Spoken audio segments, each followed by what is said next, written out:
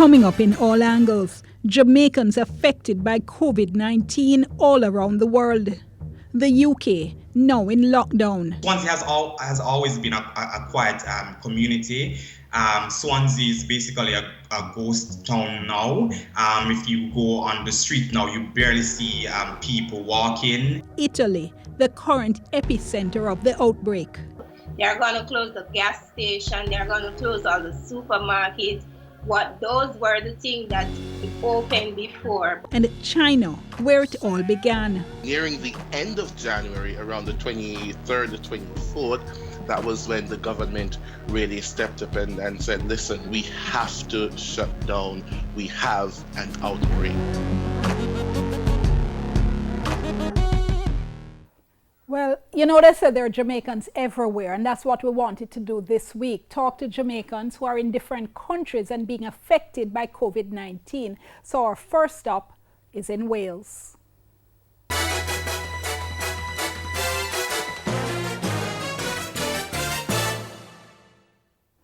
Now, the worst case of the outbreak of COVID-19 in the UK outside of London is actually in Wales. Lanvell Blake is a Jamaican who is studying in Wales on Achievement Scholarship, and he joins us now. Lanvell, thank you so much for talking to us. So tell me, first of all, what are you studying? Thank you for having me, Dion. So I'm studying a master's in public health and health promotion at Swansea University in Wales. For me, I wanted a master's that was not medically driven. My background actually is in journalism. I'm graduating from UA with a journalism degree, and having worked with the Ministry of Health and Wellness, Jamaica Moves Behavior Change Campaign, I decided that public health was an area that I wanted to venture into. So you reached Wales. Why Wales? So for me, actually, I wanted to go to Brunel University in London. And when I researched the programs, Swansea University offered a program that was not medically driven. It focuses on the socioeconomic side of public health. Public health has always been medically driven. I wanted to focus on the socioeconomic side. I wanted to look at environmental health. I wanted to look at not how you necessarily treat people, but how you prevent people from getting different diseases. That's actually interesting because you probably have this case study unfolding all around you. But tell Yes, us about where yes. you are now in terms of the restrictions. Okay, so last night, the Prime Minister, Boris Johnson, would have announced restrictions on individuals being in travel, going outside. I think for me, Swansea has always been a quiet community. Swansea is basically a ghost town now. If you go on the street now, you barely see people walking.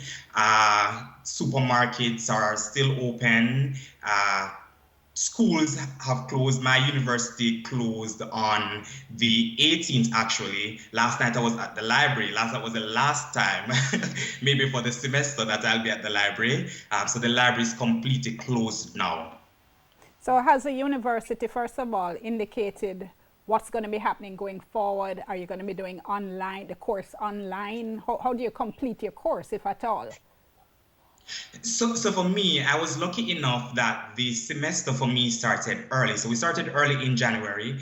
When school closed, I had 3 weeks of teaching left. So next week will be my final week of teaching, and I'm now preparing for assessment. So my assessment period is April to May. So majority of things have moved online. Okay, so as far as the course is concerned, then you expect to be able to finish that without any problems? Yes, and that was a major concern for me. I remember before school closing, my program director would have assured us that we will continue. The program will not be canceled. We will continue.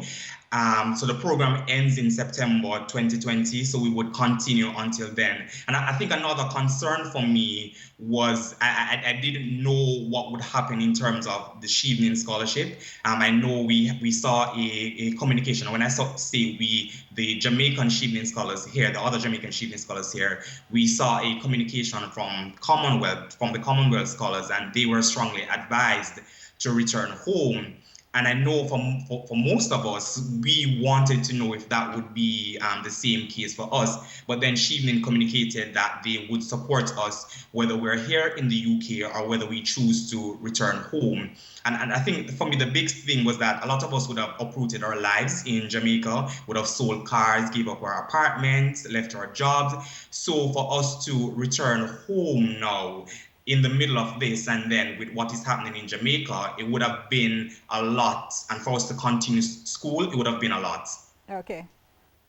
Having said that, though, how has this now affected just your life, for instance? Because as you're inside, when last have you been outside, and how has that aspect of things been affected? So I actually went outside today because I do volunteerism, so I get an exemption. So I volunteer at this food bank. Homelessness is a big issue here in Wales. I volunteer at a food bank. So I went outside today, but I remember messaging my best friend and my brother last week, and I was telling them that my motivation to finish the course, it has really gone low. And that was before the communication from Shevelin. I really felt like we had hopes of about the year would be like. Shevelin is an opportunity of a lifetime. And we had hopes of what our year would be like. And to have this happen, it's unfortunate, yes, but I think for what has been good is the support within the the Jamaican Shevelin scholars that are here and the Caribbean Shevelin scholars. We have a WhatsApp group. We speak every day.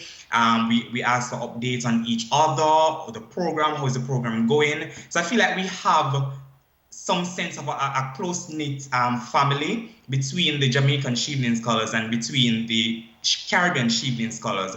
So I feel like that has kept me going, and also communicating with my friends back home, that has also kept me going.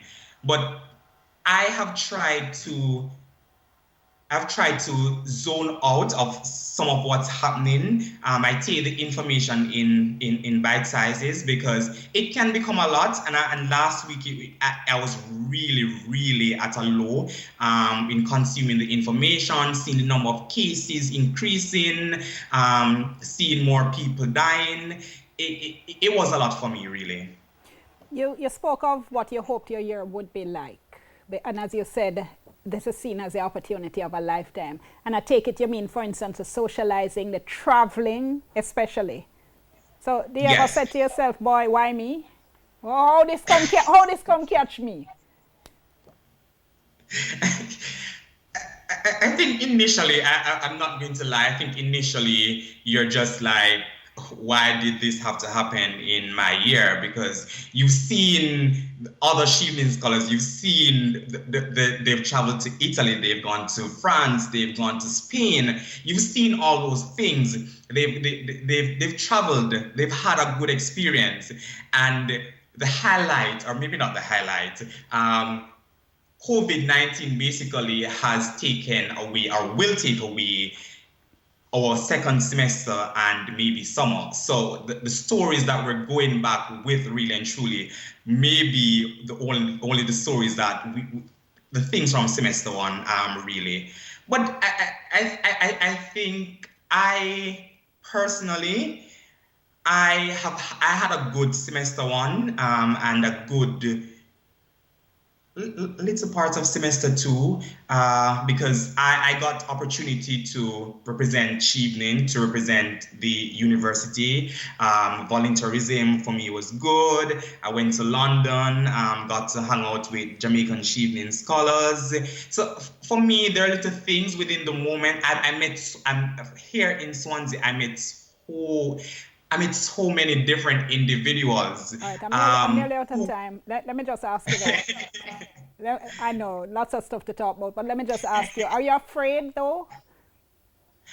I would say yes, and I think for me, it's a fear of getting it, but also we know about cases of super spreaders. So it's also transmitting it to other individuals. So it's a fear for myself, and it's also a fear for not being a super spreader, really.